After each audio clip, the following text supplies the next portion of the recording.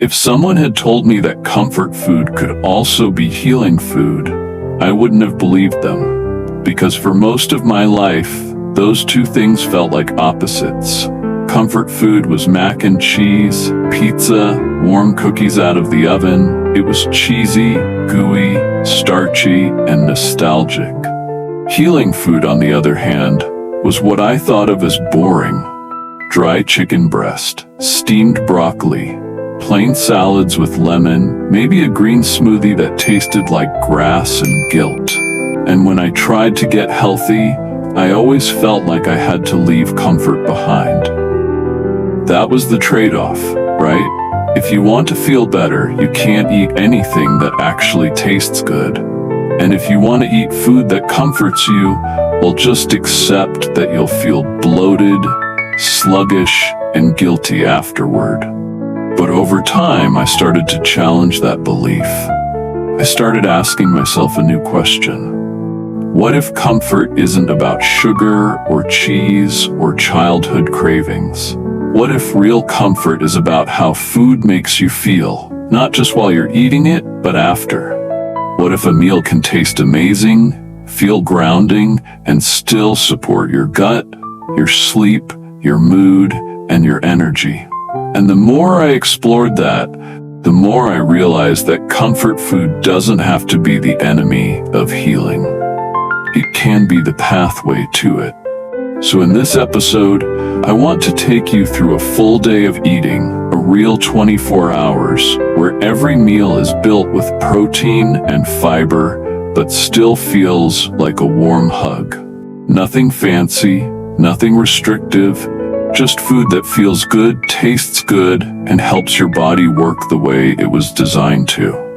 And yes, I'll walk you through each meal and snack, but I'll also share how I felt as I moved through the day. Because this isn't just about recipes, it's about rhythm. It's about creating a way of eating that doesn't leave you chasing sugar or crashing by 3 p.m.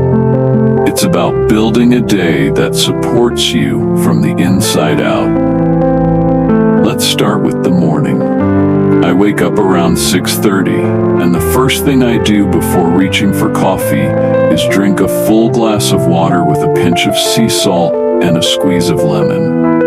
That helps wake up my digestion gently, hydrate my body, and signal that the day is beginning. I used to ignore my body in the mornings, just caffeine and go.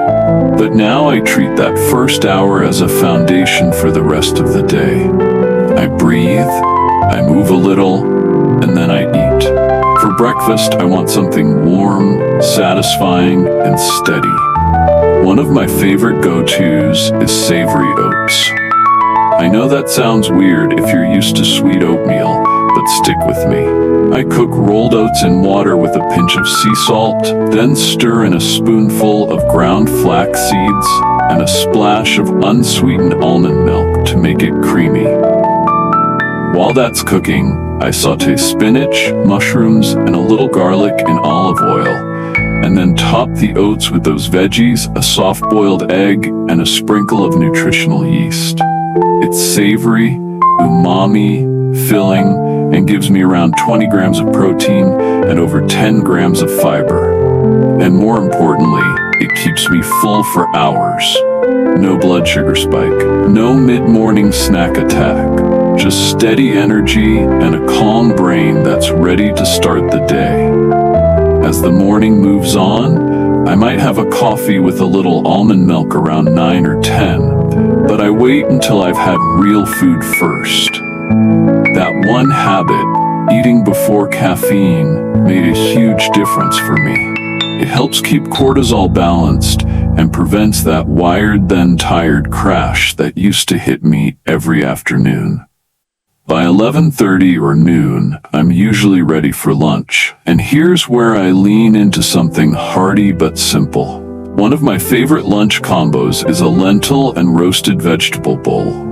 I cook green or brown lentils in veggie broth with a bay leaf and a little thyme. While those are simmering, I roast a tray of carrots, zucchini, red onion, and bell pepper in the oven with olive oil, cumin, and smoked paprika. When everything's ready, I layer the lentils with the roasted veggies, add a big handful of arugula or baby spinach, and top it all with a scoop of hummus and a drizzle of lemon tahini dressing. It's warm, grounding, colorful, and packed with texture. The lentils give me protein and fiber. The veggies offer more fiber and antioxidants.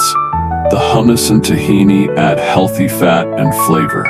It's not a diet lunch. It's a bowl of nourishment that feels like something you'd crave on a rainy day. By the time I finish that meal, I feel full, but not heavy.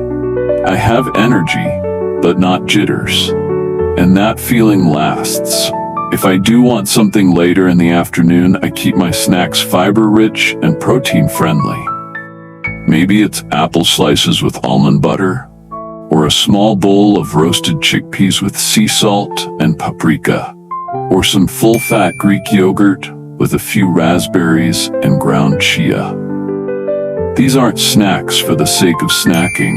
They're intentional, functional, and enjoyable, and they help carry me calmly into the evening. Dinner is where I really want that comfort vibe, and the good news is, with the right ingredients, comfort doesn't have to come with a side of regret. One dinner I come back to again and again is a cozy black bean and sweet potato skillet. I saute onion and garlic in olive oil, then add diced sweet potato, cumin, smoked paprika, and a pinch of cinnamon. Once the sweet potato starts to soften, I stir in black beans, fire-roasted tomatoes, and a little broth. Let it simmer until everything's tender and warm, and the flavors have mingled into a rich, slightly sweet, slightly spicy stew. I serve it over brown rice or quinoa, top it with chopped cilantro and a spoonful of plain Greek yogurt, and maybe a few slices of avocado. It's hearty. It's grounding.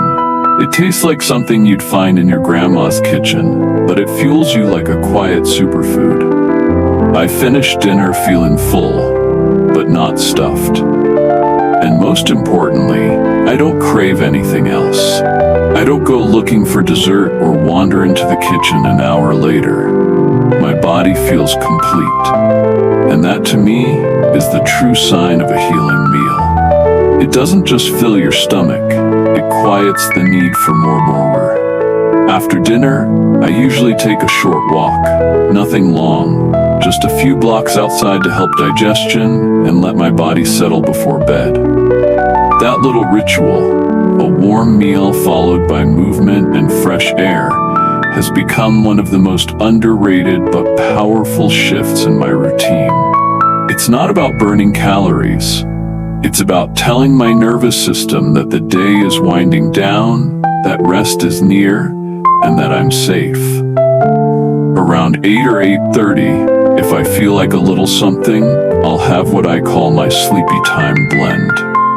It's just warm, unsweetened almond milk with a pinch of cinnamon and a dash of vanilla extract. Sometimes I add a few slivers of walnuts or a square of dark chocolate on the side. It's more about the ritual than the nutrients at this point.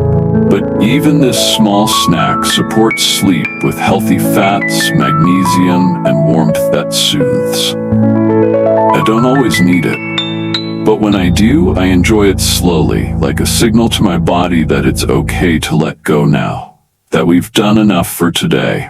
By 9:30 or 10, I'm in bed. Lights low, no screens, maybe a book, maybe some slow breathing. And what I notice on days like this, days when I've eaten with intention and given my body real fuel, is that sleep comes easier. My thoughts don't race, my stomach doesn't churn. I don't toss and turn or wake up hungry at 2 a.m. I just drift, gently, and I stay there, because my body has what it needs to rest. This is what a day of high protein and high fiber eating can feel like. Not a diet, not a discipline, a rhythm, a remembering, a way to return to the kind of eating that doesn't feel like punishment or performance, but nourishment. a way to reclaim food not just as fuel, but as comfort that lasts longer than the last bite. I used to think I had to choose between eating healthy and eating things that made me feel emotionally good. Now I know that was a false choice, because when you give your body what it truly needs, protein to rebuild and fiber to restore, you start to feel the kind of comfort that doesn't fade. It lingers in your energy, your focus, your mood, your sleep, your skin, your breath. You feel supported. You feel anchored. You feel like you again. And that's what I want for you. Not a perfect food log, not some impossible meal prep plan, just a day, one day, where every bite is an act of kindness, where you ask, how do I want to feel tonight? And how can I build my meals today to support that? If this episode helped you imagine a different way of eating, one that's rooted in both science and satisfaction, I'd love to hear from you. Drop a comment and let me know what part resonated most. And if you want a simple grocery list or meal outline to help you build your own comfort day of high protein and high fiber foods, I've got a free guide ready for you. Just check the description or comment comfort day, and I'll send it to you. Thank you for sharing this space with me, and thank you for giving your body a little more of what it's been asking for all along. In the next episode, we're going to talk about your gut, your emotions, and how to know when your body is trying to speak through your digestion. Until then, eat well, rest deeply, and don't forget, you deserve to feel at home in your own body.